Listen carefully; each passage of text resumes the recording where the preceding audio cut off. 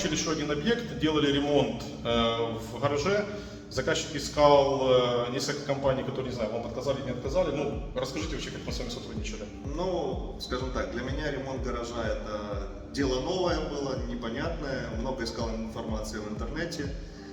До встречи с Алексеем еще приезжали многие компании, которые хотели работать здесь. Но когда начали выставлять свои прайсы за все и за всю работу, немножко начал даже расстраиваться, потому что был ограниченный бюджет после покупки гаража, и нужно было рационально распределить все вложения, скажем так. И когда мы с Алексеем созвонились, уже второй раз он приехал, мы с ним поговорили, нашли точки соприкосновения, начали работу. Я поставил очень сжатый бюджет, исходя из этого мы максимально ужались, где можно было ужаться, но работа выполнена, да. Со своей стороны я все это мониторил, приезжал по возможности, даже какие-то бывали такие моменты, что нужно было поворчать, но это во всех работах.